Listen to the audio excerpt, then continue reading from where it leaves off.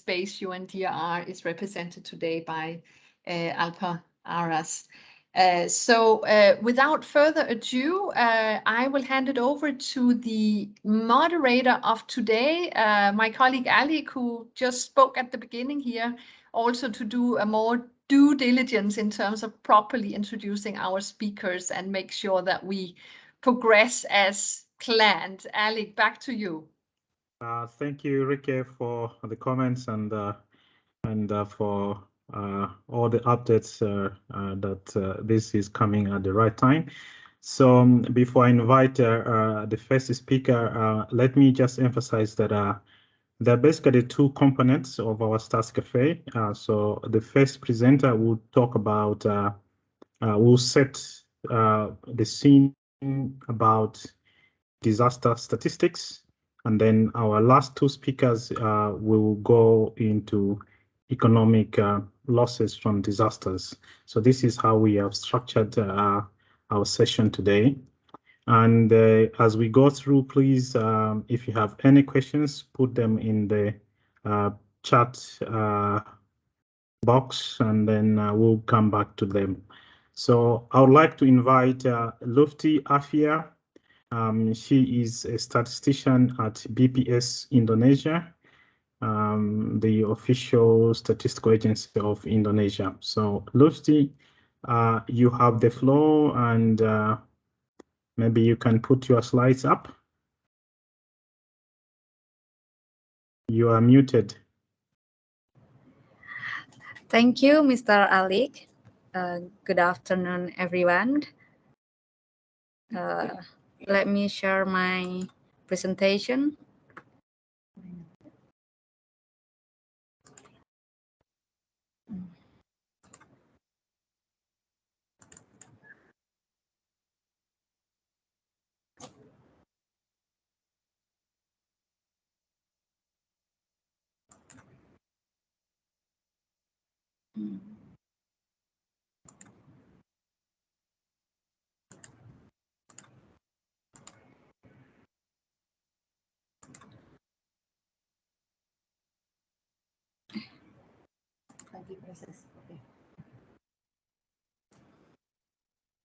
Okay. Okay. Can you put it in presentation mode, please? Slideshow mode.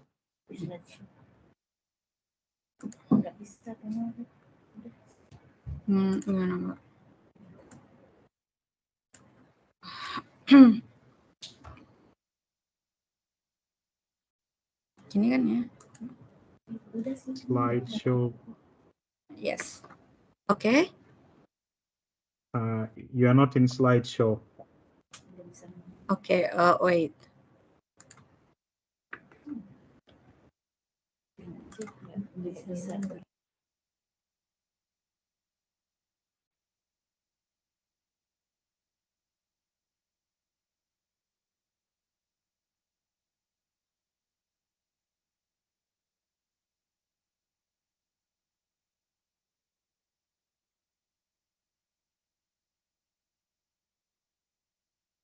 Or do you want to help? Yes, Paul, you can.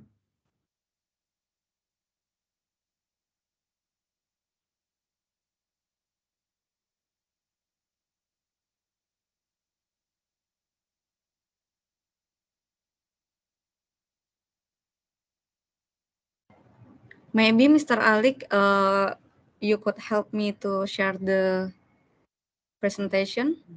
Okay, we'll share from our end. My colleague is just putting it up there. Yes. Thank you. Okay. Good afternoon, everyone. Thank you for inviting me from BPS Statistic Indonesia in this forum. This is my first experience. I'm so honored to join this forum. In this occasion, I would like to talk about the collaboration in Indonesia for integrated disaster-related statistics. So, as we all know, Indonesia is located in most active earthquake zone in the world, the Circum-Pacific belt and the meeting point of the continental plates. Its geographical location has made Indonesia prone to disaster.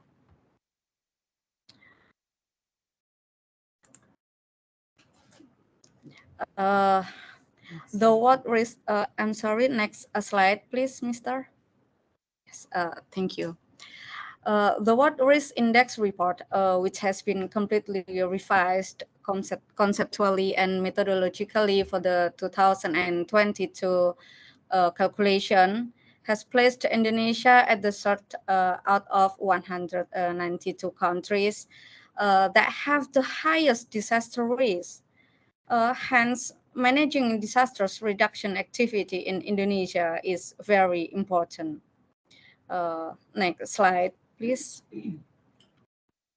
However, in Indonesia, we still face several issues related to disaster data. At the national level, we still faced issues about scattered disaster data. We have the gap between credibility and reliability. And also we have temporary disaster data. So the most of the data is only used for emergency, so it can be used for projection and planning. Also, we still face the issues of the unconnected system. Meanwhile, in the international level, we also have several issues where there is no similar framework. Parts of the framework overlap with other global schemes. We also face the issues of no data standards, and there's no model and no benchmark. So we face the issues where no developing country has comparable good practice. And next slide. Therefore, in 2021, BPS has initiated the compilation of disaster statistics, particularly the disaster risk statistics. So, in producing disaster-related statistics, we adopt the later disaster-related statistic framework. This is from UN ESCAP, where there are two important periods, the before and the during and after disaster.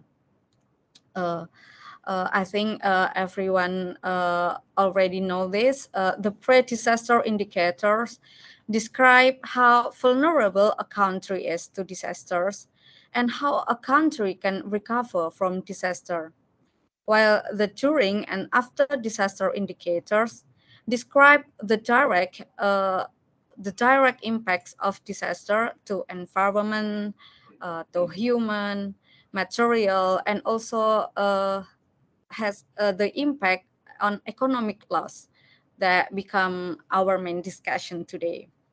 And the during and after disaster also have indirect impact. So all of this together can be used in managing the disasters reduction activity. There are many ministries or agencies in Indonesia involved in producing disaster-related statistics. But for the first collaboration, BPS has cooperated with BNPB, the National Disaster Management Agency in Indonesia. And also we collaborated with Ministry of Energy and Mineral Resources. This collaboration has the main goal to establish disaster data reference center for the purpose of supporting disaster reduction decision making, provide basic policies and rules, enhancing the utilization of disaster data, and also encouraging openness and the right information. Next slide. So to actualize the integrated disaster-related statistics, we developed Indonesia One Disaster Data Dashboard. In this process, we consult with other ministries and agencies through National Disaster Data Forum. And national socio-economic balance will be our next step. So we haven't involved this national economic balance in this our developing dashboard. Here, BPS has roles to mapping population data by village with the specification for children and elderly. BPS also mapping related infrastructure based on PODES. PODES is one of survey conducted by BPS. BPS also has role on geotagging village around beach, around volcano, and also geotagging physical building. Furthermore, BPS also encourage other ministries and agencies to complete their data along with metadata and standard data in accordance with one data principle. Here, other ministries that collaborate with us is Ministry of Planning, National Ministry of Planning, information ministries, and also another related ministries and institution. The main ministries here is a Disaster Management Agency or BNPB, which have many roles in developing Indonesia One Disaster Data Dashboard. Also, we collaborate with Information Geospatial Agency or BIG in formulating and controlling technical policies, drafting plans and programs, and etc. Next slide, please. By integrating disaster data, there are several advantages that can be obtained by integrating disaster data. The implementation of activities related to disaster statistics can utilize existing resources optimally. So we can utilize human resource or financial resource, scientific resource optimally. And also by integrating disaster data, we will avoid the possibility of duplication of disaster data collection activities. It can also ensure the availability of accurate, up-to-date, integrated, and accountable disaster data.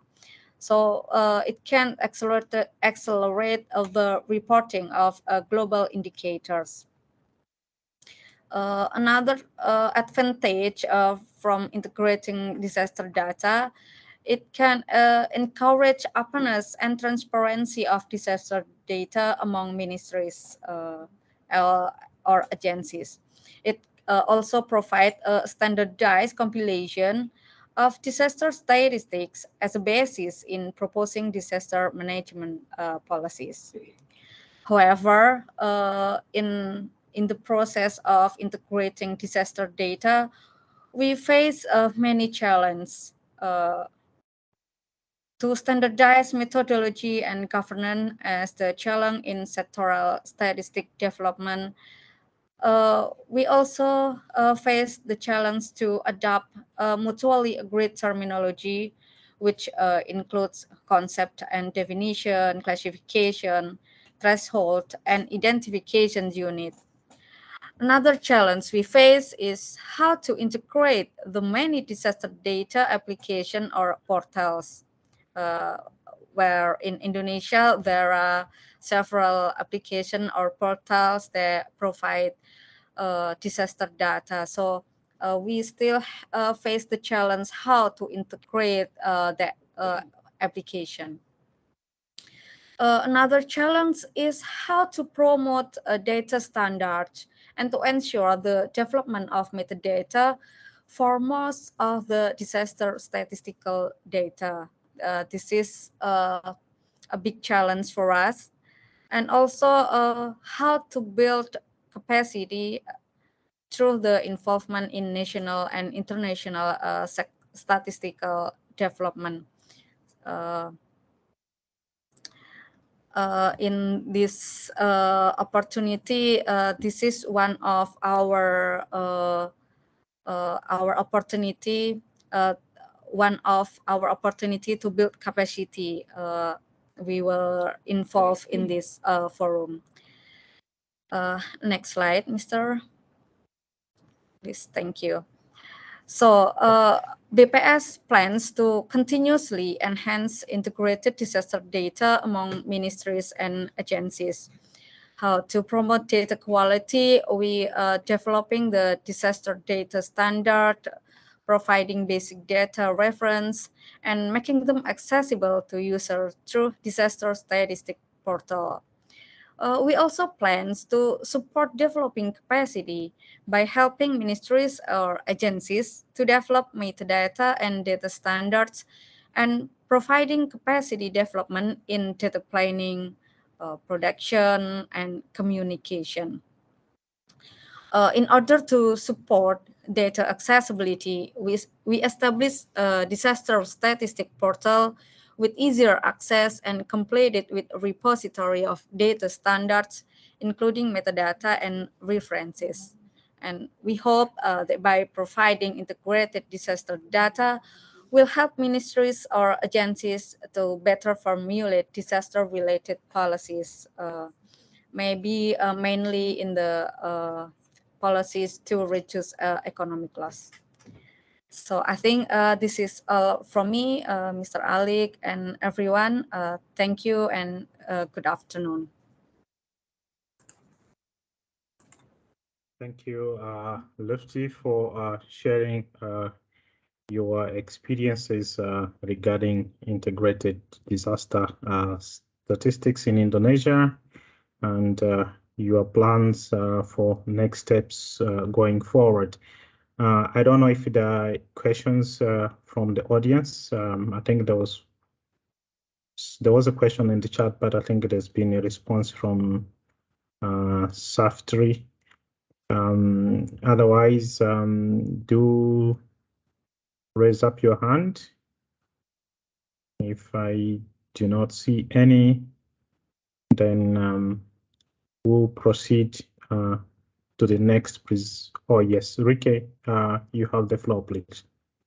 Yeah, thanks, Alik, and thanks, Lufti, for an excellent presentation there. It's great to see you guys are really moving ahead with the whole one disaster policy, because it goes beyond also disaster in Indonesia. My question relates actually to one of the challenges you mentioned on the very first slide, and that is this, scattered data and also different types of data that are needed in this space. Specifically, we are looking at data that's needed and used in an emergency situation, and then data that are needed more for planning and analytical purposes. And my question relates to the One Disaster Data platform and the dashboard you referred to. Is this supposed to serve mainly the planning needs, or is it also supposed to hold data eventually to support the, let's say, data that's needed in an emergency situation? So I would like to hear a little elaboration on these very different use cases and setting where we need disaster-related information and statistics. Thanks. Yes, thank you, Ms. Rika. So, our issues about disaster data, scattered disaster data. So in Indonesia, we already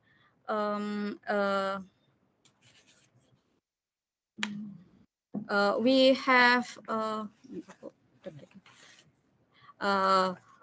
have identified agencies or ministries who have produced disaster data.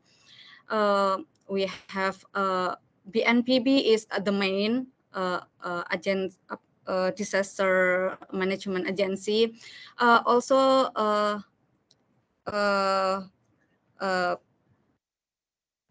Ministry of Energy and Mineral Resources, Ministry of Finance, BIC, and etc. So the data is disaster data is not in one place. It all scattered in many applications, and several ministries produce the same data, but the data is sometimes it's not the same. So that was about scattered disaster data. Many disaster data, but we got meaningful information because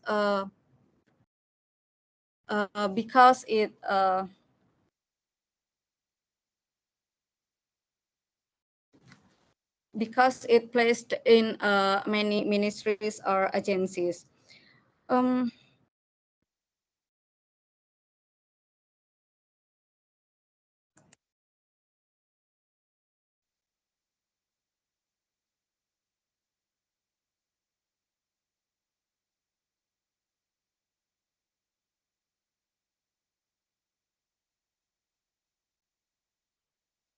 Yes, the data in BPS has role in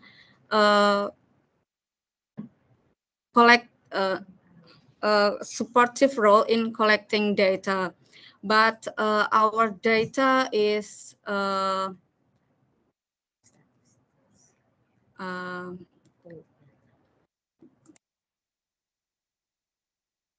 You are muted, Lufti.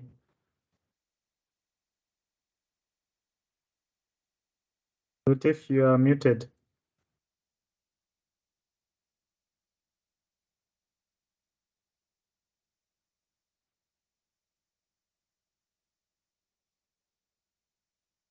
Lutif, you are muted. Can you unmute yourself?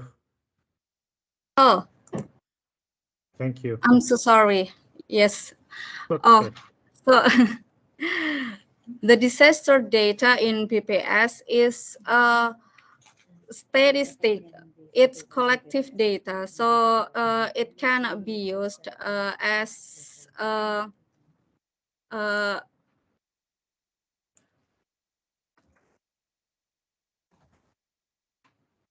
for decision making. So in emergency, we still refer to the data from BNPB as the management disaster agency. Thank you. I also have one question. I just want, if you can give a little bit more insights about the collaboration that BPS has with the Disaster Management Agency. Yes, thank you. So BPS has collaborated with National Disaster Management Agency. We have met in many occasions. We have discussed about disaster data, and also together we built Indonesia one disaster data. We also collaborate with other agencies.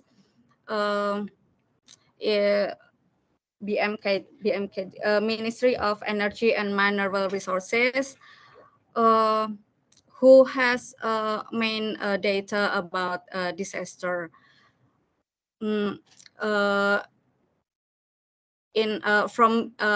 BPS, we provide data about population and infrastructure, facilities, and etc. So we we put the data together in one dashboard. We have a disaster dashboard. It's called Stacana.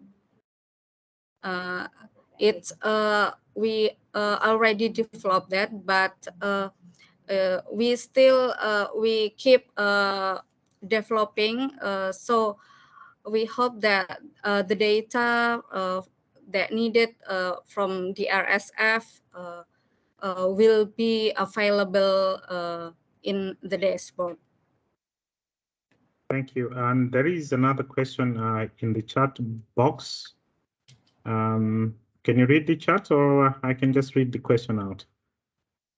It's from Husunu Tekini. He says, according to your experience in Indonesia to integrated disaster-related data, is it possible to establish this kind of a system in a regional level, including several countries? You are muted.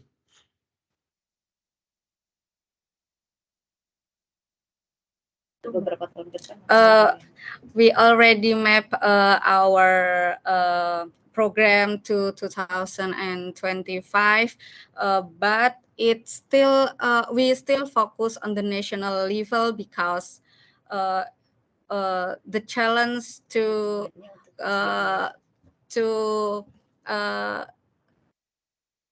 collaborate with all ministries is still a big challenge. So there are still some ministries that we need to collaborate, like Ministry of Finance. This Ministry of Finance is already made right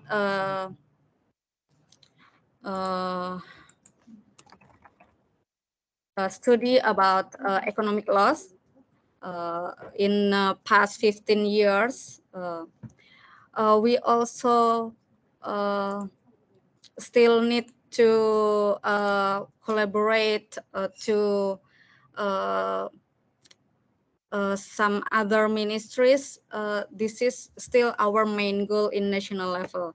So there are about 37 ministries or agencies in Indonesia that we still need to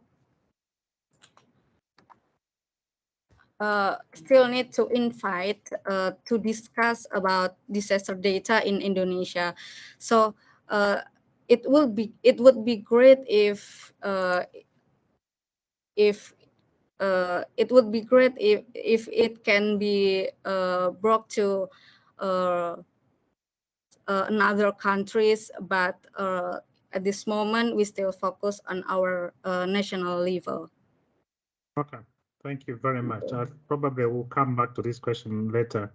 Maybe our colleagues Alpa can also give some insights later in the session. So thank you very much for the presentation and responding to the questions.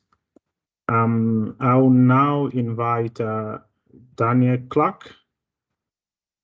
Daniel is an analyst, researcher in the Statistics and Data Directorate of the OECD in Paris, and he's also a former colleague in the Statistics Division of ESCAP. So, Daniel, you have the floor. Yeah, thank you. Can you hear me? Thank you, Alec. Really good to see you. I'm really proud to be here and continue to be involved, although on a more out of a personal hobby, on an informal basis, as compared to my previous role, as very kindly mentioned by Rika in the intro. So now can I, by the way, share my screen? Please go ahead. Share my slides. By the way, I wasn't sure if this was now in the post-COVID, if this was if this was a physical seminar, or that you would all really be in a cafe, if this was more of a virtual cafe. I guess it's the latter. But yeah, good to connect with everyone. The cafes here in Paris are not open yet because it's very early in the morning still. But again, very happy to be here, and I think you can maybe see my slides now. I'll put it in presentation mode. Yes, we can see. And I'm going to turn off my video because I'm worried a little bit about the connection, but I hope you can hear me okay.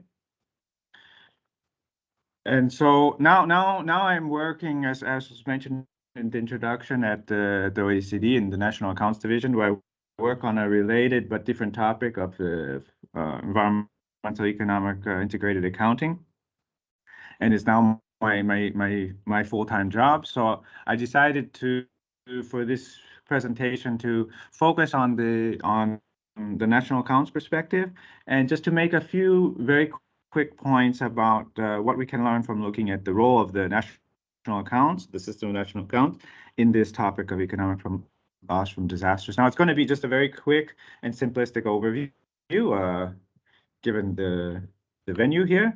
So emphasis on quick and simple, but I just thought it would be interesting maybe to make a few points about the role of the national accounts on this topic. So starting with, sorry, to advance the slide, starting with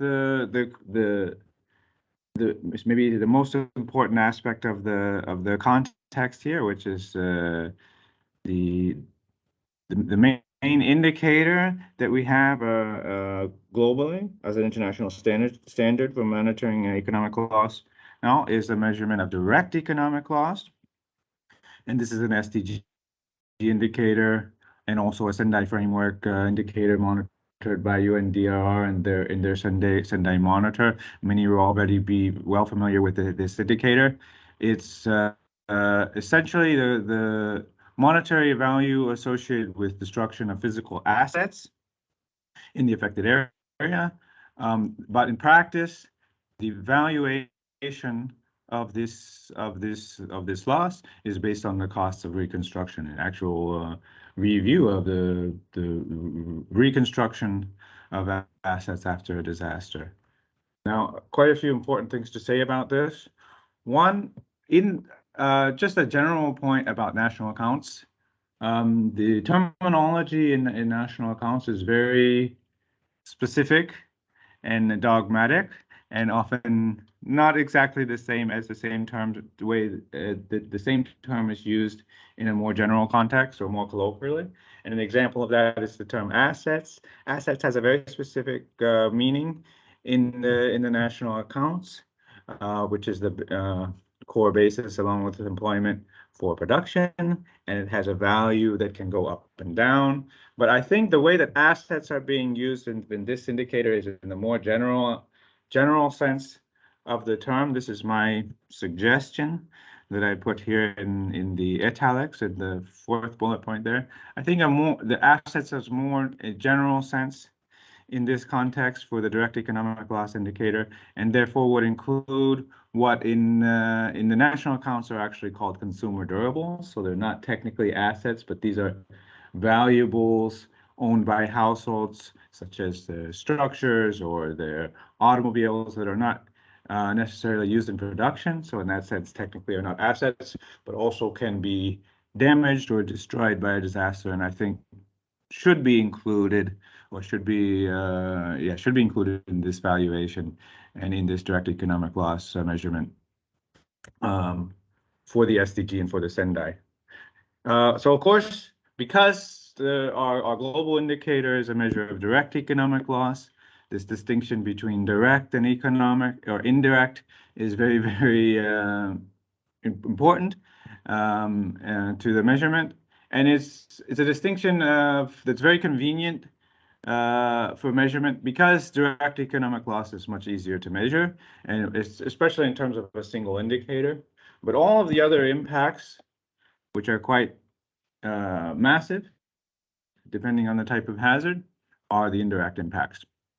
And if you look at a case like the pandemic, all of the impacts, in fact, are indirect impact. All the economic impacts are indirect impacts. So it is very important also to measure as best as possible the indirect impacts, but this is not part of the sort of global standard indicator that we have. And I think that's mainly, again, from a point of a perspective of practical convenience, because in terms of having a comparable international indicator, the direct economic loss is just simply more easier to measure according to this framework as in the slide. Now, this is a graphic that appears in the disaster-related statistics framework of ESCAP from a few years ago. So I just wanted to work through this graphic very quickly to, again, give a sort of quick and simplistic overview of the economic losses, both from the direct and indirect, in relation to the SNA.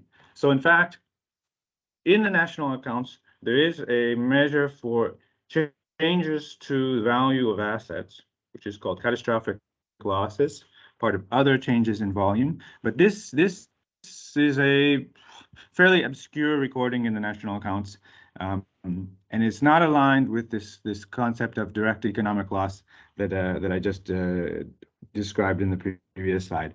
It has to do with changes in the value of the asset in the SNA sense of an asset. And so the changes in the stock of economic assets in terms of their value for production. But as I mentioned just now, the way that the direct impacts are measured for the SDG and Sendai framework indicator in practice is this reconstruction activity here. So the costs of rebuilding those assets, which is different than in fact the inherent value of the assets itself or changes to the volume of assets. But this is a more practical, a more convenient measurement, again, from the perspective of having an internationally comparable indicator. It's a simpler approach. It's also the case that this reconstruction activity is a component of production, which is used, which is the measurement of GDP, which is the denominator in this international indicator in the SDG. So the idea for this SDG and Sendai framework indicator was a measurement of economic loss as a share of the total production in the national economy or the GDP. So it makes sense to value the direct economic losses in this way. So in terms of the actual flow of investment or costs of reconstruction of those assets, which is again different than this concept of catastrophic loss or change in other changes in volume of assets attributed to disaster in the SNA. So effectively, we have two measures of direct economic loss that we can use from the SNA. We have this other changes in volume, the catastrophic loss, which is the changes actually in the asset value, and this reconstruction activity, which is how we measure the international indicator using the SDGs in the Sendai framework. So that's the reconstruction activity. And then for all of the indirect economic losses, these will be embedded in the national accounts, especially on the right side of this graphic. So all the other impacts to production, to consumption, to income, and especially to employment, these are in the indirect impacts of the disaster. And these can be picked up through analysis of all of this data that is compiled in the national account. So effectively, the way forward for measuring indirect economic losses is to have really good compilation of national accounts and associated economic statistics like employment data that we can use to analyze and assess what were the total economic effects of the disaster beyond the direct impacts. And so the more that we can have sort of subnational and subannual national accounts, quarterly national accounts available, if feasible, disaggregated for the area of the disaster, then this is the way forward for measuring the very important indirect impacts. But the direct impacts can be pulled directly from the compilation of the reconstruction or recovery activities.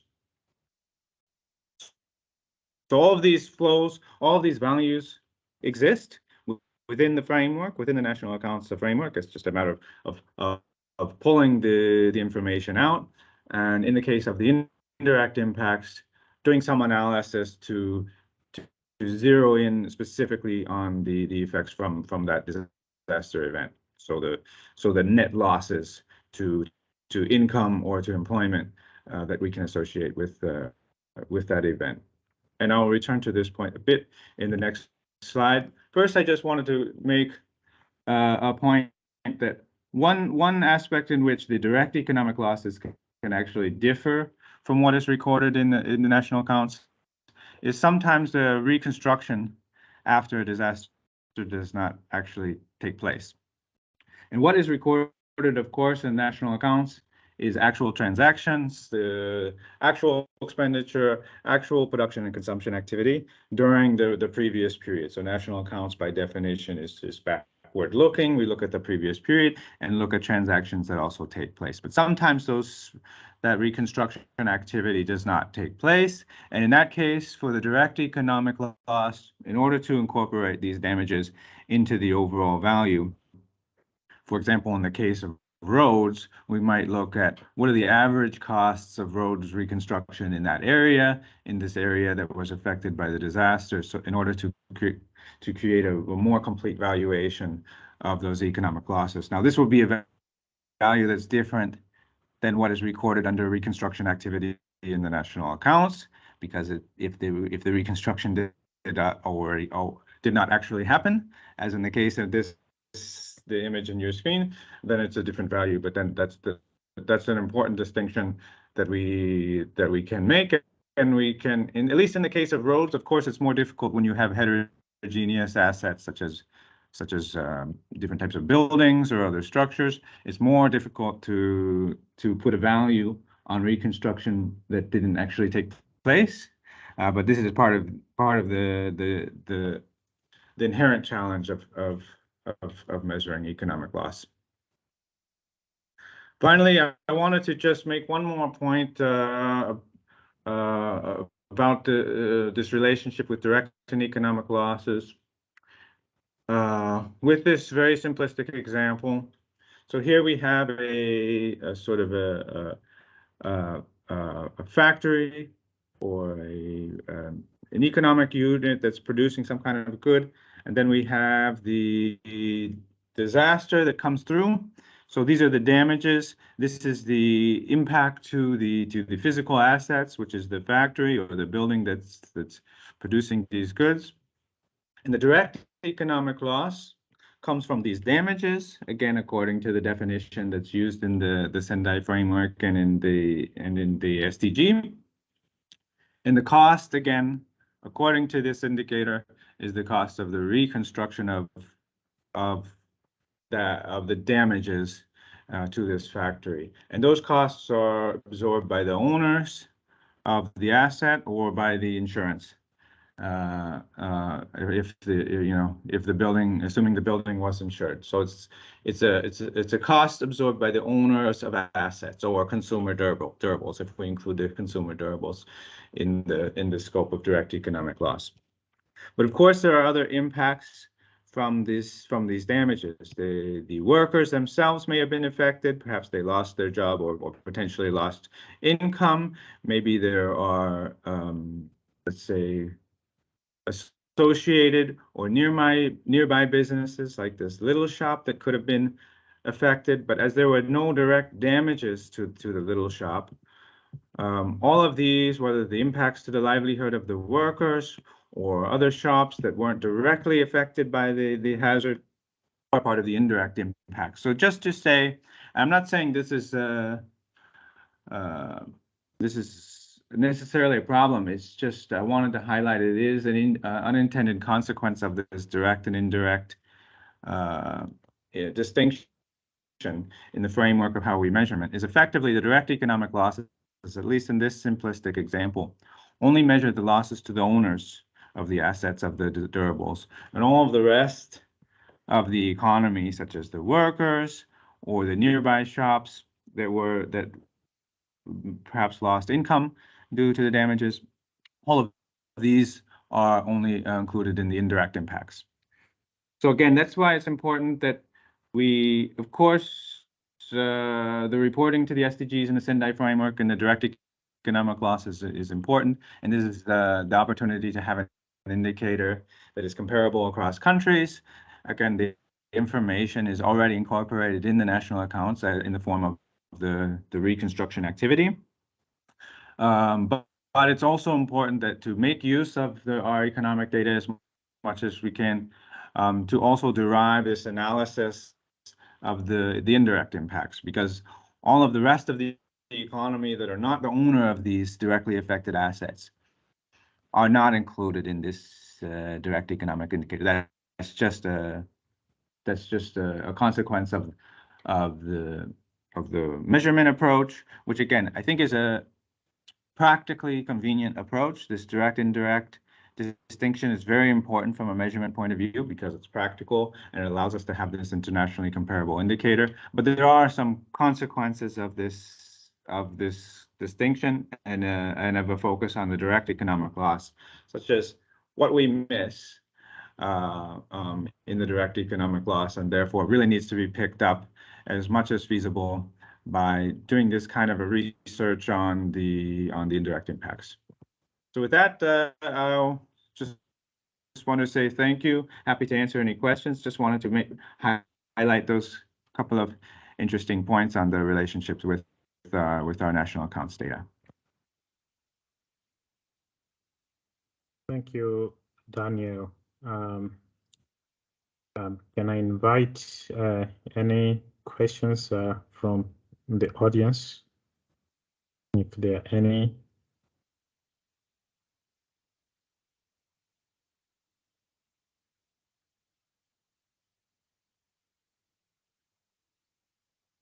Ulrike, you have the floor. Yeah, thanks, and a great presentation, Daniel. And I think it's also with this presentation, it's probably clear to our audience today why the topic of economic loss has been discussed for so many years already. Of course, underpinning this issue has to do with the many different institutions and professions that are involved in disaster risk reduction, etc. And what I wanted to hear a bit from you, Daniel, because you were very much involved in initial efforts to really get the statistical officers more involved in Asia-Pacific in terms of measuring and being involved in disaster-related statistics broadly. And what I wanted to hear from you is, within your current context of OECD countries, if you could share a few reflections and maybe give some hints as to how national statistical offices and especially national accountants in OECD countries may be involved or not in measuring economic loss from disasters. Yeah, sure. Should I go ahead and answer that, Alec? Yeah, please go ahead. Yeah. Yes, sure. So thanks for the question. I think that indeed, in the beginning when we were working on this project several years ago, I think there was no lack of interest whatsoever from the Asia-Pacific region, and especially in Southeast Asia, where where the disaster risk is so high, as we just heard from for example, for the case of Indonesia. There's a huge demand already. And it makes sense that the ESCAP region would lead the world on this topic for that reason. But I have to say, at the time, it was a little bit frustrating that statistics officers from some other parts of the world were not as enthusiastic. And we even sometimes heard saying, well, this isn't really the job of a statistic office. And I found that a little bit disappointing, because it is, one of the points I tried to make in the presentation just now is that national accounts data, but also population data and a lot of other very basic outputs of statistics office are the foundation for disaster statistics, including the economic loss measurement. So it's really important to have the basic work of the national statistics officers or the central banks, in particular the national accounts and population data. This really involved and invested in this work on the development of disaster-related statistics. I do think that's changing a lot in the OECD region from let's say 5 or so years ago. The pandemic made a difference. You mentioned the COP27 and it's actually been going on for a few years, but indeed the COP27 created a boost for this push for creating more resources for dealing with the impacts of climate change as a global problem, and not leaving it to individual countries to deal with the consequences of global warming. So I think that's changing for these reasons and others. But yeah, it's I think that what statistics offices can do and the national accountants can do, to answer your question, is to try to have the conversation like I just tried to do a little bit quickly with the presentation just now, where we try to explain what the national accounts has to offer now, some of the terminological issues that can sometimes create confusion, but can easily be clarified, and sometimes can lead to a much better understanding. So having that conversation, presenting what the national accounts and these other kind of products can offer to the disaster-related statistics world. So that conversation needs to keep going, and I think that that's what I wanted to do with this presentation essentially.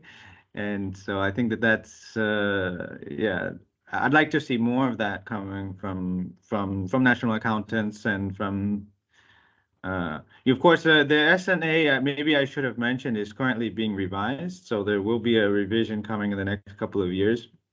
And we had a long discussion about that during the working party on national accounts here at the OECD a couple of weeks ago. And this issue of the terminology that I mentioned was one of the interesting topics that was discussed. Is that's one of the challenges for the non-national accountants and for this revision, is that a lot of the terminology from national accounts has entered the more general vocabulary, sometimes with a slightly different meaning.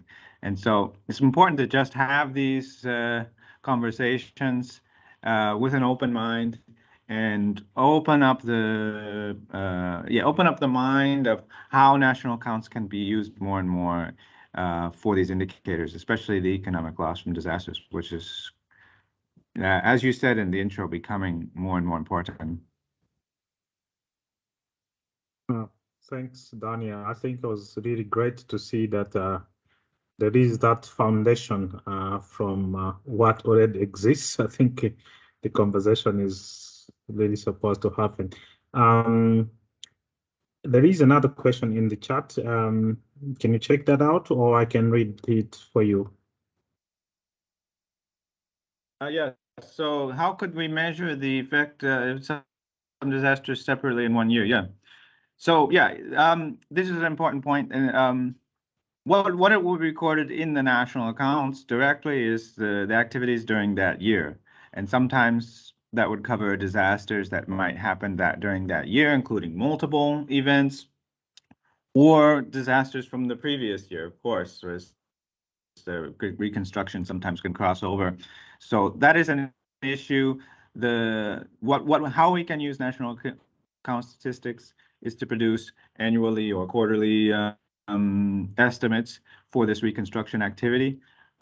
But what we really like for a lot of cases for the analysis is association of that data with a specific event. And I put this issue forward in the expert group at ESCAP, and also a working group that's led by the UNEC, because it's not entirely clear from the metadata for the direct economic loss indicator whether we want the unit of measurement for this direct economic loss is hazard by hazard, disaster by disaster, which will have an important analytical value, or we are looking more to create a time series where we want to know for the whole year. Of course, ideally, we'd like to do both. And if it's possible, do both, that would be great. But essentially, you have two different indicators. You have an economic loss per disaster, which you would then aggregate over time, and which then should be aligned with the national accounts value for that period. And then you have the national accounts value, which is a annual or a quarterly value. I think it's great to if we can have both. Of course, in order to measure direct economic loss correctly, it needs to be attributed to a specific disaster event. So in principle, we should be able to do that, but I don't actually see the statistics being reported that way, as usually it's more of an annual aggregate, what we have reported in the, for example, for the SDGs. But I'd like to see just a development of both. Does that make sense? I hope that answers the question. Sure.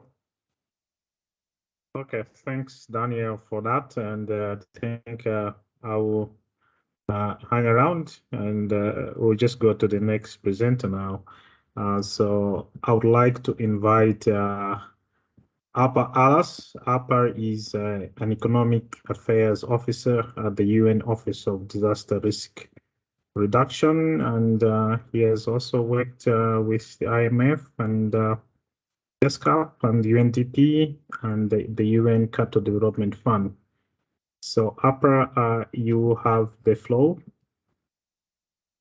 Thank you very much, Ali. Now I try to upload my presentation. Let me give me some. Okay, I found it.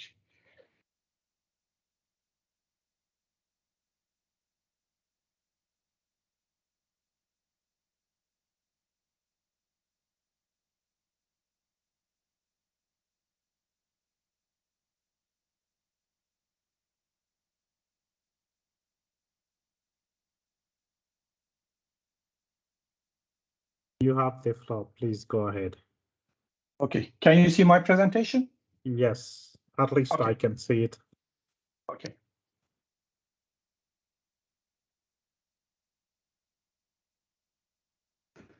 First of all, I want to thank you again for invite me to this meeting as a speaker. In my speech,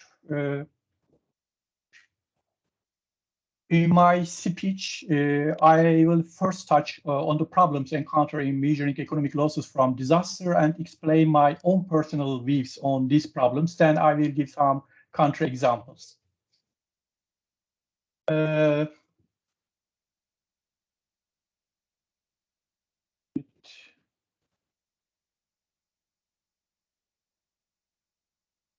First of all, economic loss consists of direct and indirect economic loss. If we express these losses as economic variables, direct economic loss can be expressed as stock variable, while indirect loss can be expressed as a flow variable. If you had shown these losses in the private sector balance sheet, for example, indirect losses will be included in the income statement, while the direct economic losses will be included in the balance sheet. If we look at it from the perspective of national accounts, we can see a similarity to the private sector accounting approach, because the direct losses are recorded as changes in the value of stock, is the value of asset stocks, while indirect losses are reflected in the transaction accounts. And in addition, if we look at the indirect and the direct losses from a financial point of view, the present value of the incomes that are generated and will be generated by the assets constitute the value of the asset. Therefore, there is a linear relationship between the stock value of the asset and the flow value of it, the flow value it produces. Therefore, the decrease in the stock value of an economic asset means that it will affect the economy positively in the long run, positively or negatively in the long run. In this regard, while measuring the direct loss is both shorter in terms of time and easier, measuring indirect cost will take time. This time depends on the income generating capacity of the asset. the end date of the investment made for the Build Back Better, and when they will affect the economic indicators. Therefore, these will vary from country to country. However, since the effect of indirect effects on the economy will be long-lasting, it will take time to calculate these effects, as I mentioned. And it is necessary to estimate also interest and the inflation in order to discount future costs to present value. Further, since the positive and the negative effects of indirect effects will also affect the future interest and the inflation, some assumptions will be required to calculate the current value of these costs. These will lead to emergence of subjectivity in the calculations. On the other hand, post-disaster needs assessment conceptually distinguishes between the damage and the losses. According to this distinction, damage corresponds to direct loss, while the definition of loss corresponds to indirect loss. It seems to me that this distinction between the damage and loss leads to some confusion. In the simplest term, according to this definition, the question of whether the concept of economic loss will consist of only indirect loss comes to my mind. It is important to ensure unity between the terminology while defining the concepts. Further, as an economist, I believe that discussion on what the content of direct and indirect losses should consist of should be viewed as the changes in the stock values and flow variables. The concept of direct and indirect losses are essentially mutually complementary concepts, but the effects of direct losses in the economy last longer, and different economic variables are affected differently with a lag. However, measuring direct losses can also take time. In order to shorten this time, standardization of damage classification should be focused on. For example, Japan has a standard for both rapid inspection and damage classification for buildings. Further, recently, many kinds of research are conducted to use sensors for automatic and real-time damage classification. It is important, especially for the evaluation and the measuring of the direct loss, because we want to measure the direct loss after immediately to the disaster. For this reason, this technology is very useful if the country are used to calculate the direct loss immediately after the disaster. But the question to be asked here is, do every developing countries have the necessary data infrastructure and the capacity to calculate direct losses? When we look at the examples of countries, unfortunately, we cannot see this.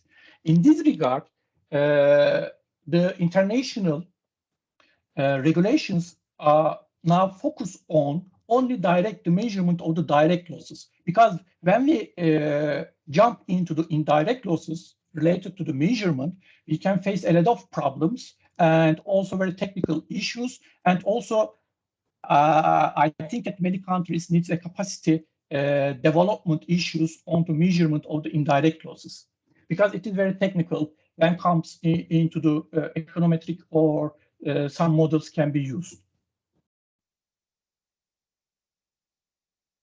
On the other hand, considering or integrating the methods to be used in asset valuation in the framework of the system of national accounts and the system of environmental economic accounting in measuring the economic losses that may arise from the disaster will facilitate the standardization of valuation methods.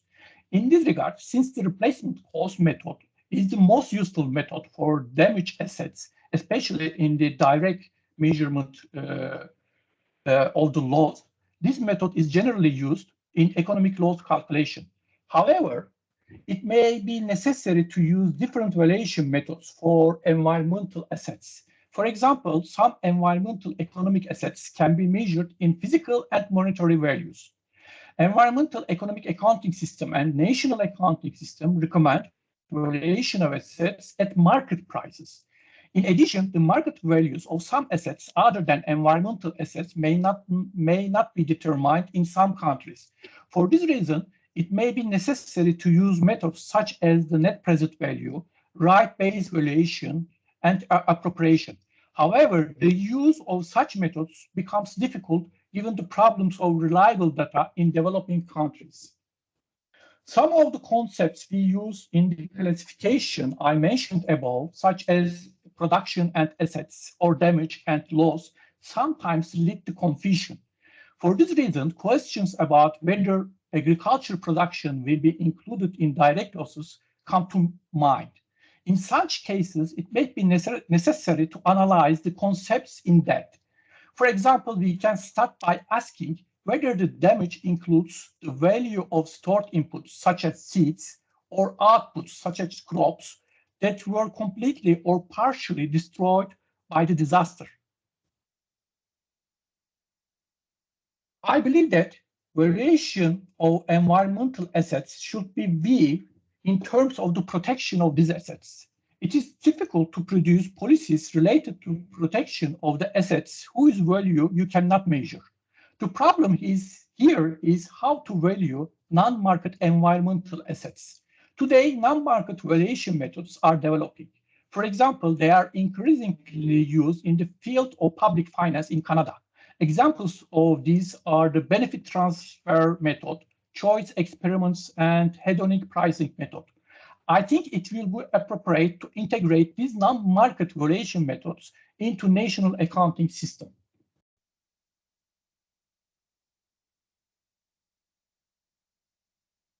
I see the differences between the global studies and economic losses as an effort to complement each other.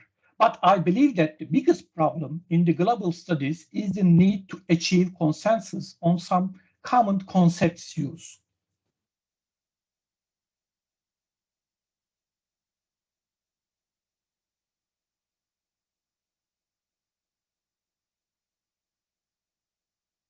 I think that it is not necessary to mention to global efforts in more detail. It is better to jump into the country's example. For example, when we look at the Pakistan case, in the case of Pakistan, the post-disaster risk assessment report was examined due to the flood disaster between June and October. The report in question doesn't claim to reveal all the damage of the disaster because I think that the timing of this report is too early. But on the other hand, the government should know the direct loss of this disaster to take or to develop some policies. It has been clearly stated that the effects of indirect losses on the economy will emerge more clearly in the coming years in this report. The PDNA assess in this report the damage, loss, and the recovery and the reconstruction needs. The quantitative results and the qualitative analysis of all three were utilized to assess the macroeconomic and human impact. Recovery and reconstruction needs are calculated in terms of replacement costs according to current prices and include a premium linked to building back better principles and needs associated with the recovery of the sector. Their reconstruction and recovery needs include short up at least 12 months and intermediate to long-term up to 5 years activities. For this reason, this report shows only the first assessment of the economy. And this report, you can see this report as a living things because this report should be updated from year to year, especially from the measurement of the indirect losses. Some limitations are also noted in the report, especially the measurement of the direct losses.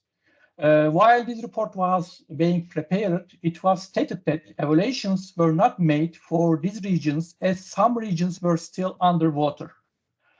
Although synthetic aperture radar is used to overcome this limitation, it has been stated that this isn't sufficient for some sectors. And the other limitation is the absence of available statistics at the district level causes difficulties in assessing the impact of disaster for certain sectors. First, in order to overcome this problem, related data were collected from various sources, especially population and census data, and a base was formulated for each sector to compare newer data. And the problem was tried to be overcome. Further, the extent of damage to forest, biodiversity, and land hasn't been fully calculated. For this, more detailed data is needed. Second, although it was observed that the disaster created different difficulties for women and the girls in terms of recovery and access to services, the impact of the disaster on women and girls couldn't be fully measured due to the lack of gender disaggregated data. And the third problem is that the PDNA evaluation methodology is time-bound. Since the report is released at a time when certain areas are still submerged, as I mentioned, it should be noted that damage, loss, and the needs may be higher than stated in PDNA. For the macroeconomic perspective, it is suggested that the economic impacts may persist for an extended period, with damages to productive capacity of the economy, reducing the growth perspective over the medium term of the Pakistan. And when we jump up the other example, the Republic of Marshall Islands case, the assessment methodology has three main elements: the assessment of disaster effects, the assessment of disaster impact, recovery strategy, and needs. And in the case of risk management, an assessment of the impact on the quality of life. Disaster effects is based on a bottom approach in the assessment of the direct losses of the Republic of Marshall Islands case. And in this case, the capturing information about the effects of the event sector by sector. And then it aggregates the data to determine the event's total effects on the society and the economy. Assessment of disaster effect is based on the quantification of damage and losses. Although it has been stated that losses may occur until full economic recovery is achieved, which may take several years in some cases, it hasn't been possible to estimate exactly how many years it may take for this country while preparing this report. On the other hand, assessment of the disaster impact in this report is defined as the consequences of drought effects on economic and social development. Therefore, the drought impact is measured at macroeconomic, macrosocial, and the household levels. When we come to assessment of quality of life, the drought the disaster hasn't only had a negative impact on the national economy, it has also caused a decline in the quality of life and the well-being of affected households and communities. Existing sectoral baseline information and estimated value of the main disaster effects were used to estimate sectoral indicators that define quality of life. The quality of life index is composed of several equally weighted indicators that are assessed prior to disaster, immediately after the disaster, and periodically during the recovery process. The weaknesses of this index is that consists of equally weighted indicators. These equal weights need to be differentiated by some statistical methods or expert knowledge. For the economic perspective, in order to ascertain the isolated macroeconomic impact of the drought or disaster, the values of production flow changes were classified as having either positive or negative signs. Then these values were converted into the value added by applying the available value added gross output coefficients. In this way, it is aimed to prevent the double counting. When we come to Myanmar example, we see that the Myanmar economic loss assessment is almost the same as the Marshall Islands assessment methodology. The main difference is the assumption made due to the lack of several assumptions are made due to the lack of data. The assumptions cast a shadow over the accuracy of the loss calculation. How reasonable these assumptions is a matter of debate, is another debate. Thank you very much for your patience. And if you have a question, I will be happy to answer this.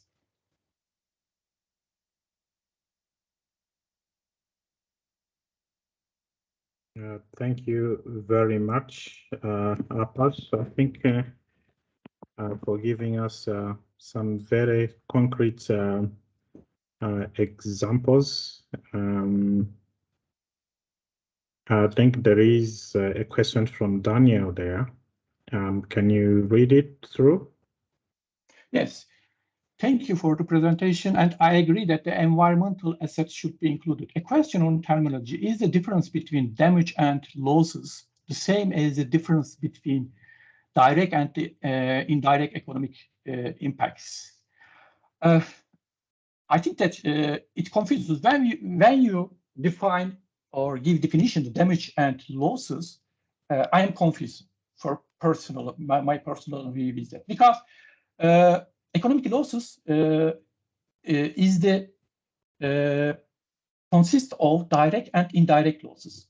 But when I look at the damage definition, I saw that the changes of the assets. And when I look at the losses definition in some international regulations, I saw that it means that the losses means that indirect losses. In this regard, for example, in my several speeches, several auditors asked that economic losses, based on this definition, the economic losses should only include the flow variables. I mean that should only include the indirect losses, not the direct losses. For this reason, maybe at the beginning, to clear this confusion, it is better to give this definition of this concept in a very clear way by considering the other concepts. Thank you, Abbas, for the response to that question. Any other questions? But anyway, I'll provoke one. So Abbas, I think you've given us those 3 cases in Marshall Islands as well as Myanmar and Pakistan. Was this work also involving statistical agencies, or there was another collaboration going on? And what do you see as one of the way forward to get the best out of this as a regular activity for statistical agencies as well? Sorry, I couldn't hear you. And can you repeat your answer? Okay, thank my you. Internet connection. Sorry. Internet connection. I was saying you've given us those 3 case studies in the 3 countries. I wonder whether the statistical agencies were involved, or there was any collaboration in these estimates, or they were done at UN level. For example, in Pakistan case, I know that the statistical agencies can contribute, but there is a lot of loopholes and also deficiencies the statistical institutions have. And some statistical institutions in the countries not mentioned in this case, the other countries, doesn't aware the differences between the concept. For this reason, I think that, and also, first of all, there is no standardization of data related to measurement of direct economic losses. For this reason, I think that the beginning point of the international organization, from my personal view, is to start or prepare the standardization of the data related to measurement of direct losses. On the other hand, the indirect losses, there are a lot of problems in here. I think that the countries aren't ready now, at least now, for the measurement of the indirect losses, including the statistical offices of the country. Thank you very much. Before any other questions? If not, I'll just give all the three presenters maybe a minute each if there's any other issue which they would like to raise or to drive point from their presentations. I'll start with you, Lutfi, if anything. Another point that you really want to drive home from your presentation.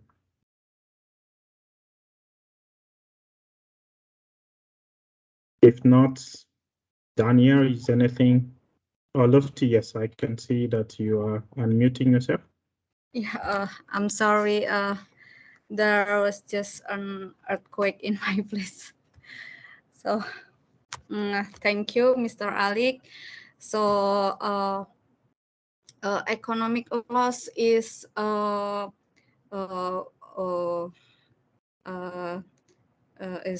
very important to be calculated, especially in Indonesia, where Indonesia is known as supermarket of disaster. So in the next step, maybe we from BPS, Statistic Indonesia, will collaborate with another ministries in order to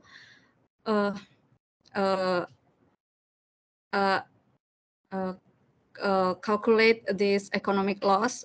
Maybe we will try to count measure economic loss in maybe one district or one provinces for the first start. And thank you for the insight from Mr. Clark and Mr. Alper Aras.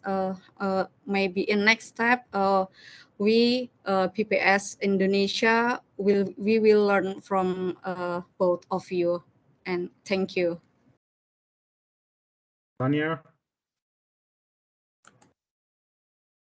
Sure. Just thank you again for this wonderful opportunity. It's an interesting conversation. I think just to the point I wanted to highlight again was this distinction between the direct and the indirect, and that's why also I posed the question about the damage and losses. It's quite a important concept from the measurement point of view. And the point I was trying to make it, I guess, in the presentation is the direct impacts are effectively the costs of the impacts directly to the space of assets, and assets in a broad sense of the word, not precisely in the national account sense of the word. But all of the impacts from those damages are the indirect impacts. So the example that in particular comes to mind is displacement, for example, or if you are temporarily displaced from your job, or unable to work or go to school during a certain period of time, these would all be the indirect impacts. And so that distinction that's the distinction and I think that it's important from a measurement point of view, because we don't want to mix these things together. It would become very confusing from the evaluation point of view. So it's practical and makes sense from a measurement point of view. But it's important that the concept is very clear, even if we call it damages or losses. The terminology may vary, but the concept needs to be very clear because it's very useful for the measurement. So that was the sort of the point I wanted to drive home. And yeah, happy to continue this conversation in the future. Thanks again for the chance to join. Thank you, Daniel, and thank you for the early rise in Paris. I know it's pretty early. And the uppers are your final point, if any. I think that as an international organization should finish to the problems related to the measurement of the direct loss immediately. and we jump into the indirect loss, the problems, solve the problems of the measurement of the indirect loss, because the economy, the global economy now enters the recession. And in this regard, in the future, I think that the measurement of the indirect losses is attracted by most of the countries more, because I believe that the size of the indirect loss normally, from my prediction or from my guess, is bigger than the direct measurement. For this reason, the impact of the indirect loss on the economy can be very important in the future. And all of the countries, I think, that begin to prepare. Also, the statistical institution of countries should begin to prepare themselves how to measure the indirect losses and how to overcome the challenges to measurement of the indirect losses. Thank you very much. Thank you, Alpa and Lutfi and Daniel, I think, and also to my colleagues Mook and Paul, who have also worked behind the scenes to make this a success. And so I'll give Ricky a chance to give us some closing remarks. Ricky, you have the floor. Yeah, thanks, Alec, and thanks to our three excellent presenters and discussants today. I mean, especially your final remarks here were music to my ears as being heavily involved in the group that really tries to arrive at globally agreed definitions and measurements in this area. Because I think if there's one thing that this Stats Cafe today has underlined to all of us, it is how important, but also even more urgent than before, it is that we do arrive at some globally agreed measurements for these, where the economic loss is a very important aspect. Another take-home message here is the importance and usefulness of continuing to document experiments and pilots at the country level. We really see that this is how we can make sure that what comes up is feasible and practical and implementable. We've also seen the need to continue efforts to really get statistical officers in the game here, get them to engage, get them to interact and communicate with the disaster management agencies. Of course, it's not a one-way stream. These are efforts that are continuing, and we are in the various expert groups operating, we are being very conscientious of making sure that the membership includes both statisticians and disaster experts. And I think we need to make sure that this continues. So very final remark, just an added thought related to what I started with, and that was the COP27 outcomes. And that is that we probably do need, in addition to looking into the ins and outs of economic impacts, also potentially revisit or expand our ongoing hazard classification work, so that we can make absolutely sure that we are clear as to which disasters are really associated with the adverse effects of climate change. This is something that will become extremely important in this emerging global funds for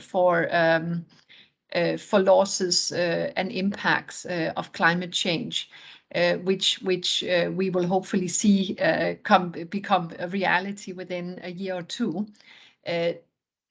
Just my own thoughts on the indirect direct. I mean, to me, it is actually something, it's a language and terminology that could and should replace the disaster damage and loss. But that is, of course, my personal opinion. But for me, that seems to be a very realistic and also practical way of addressing that. These discrepancies at the moment, we need to make sure that when we do use the same words and terminology, we also put the same meaning into it, whether we are from one or the other professional community.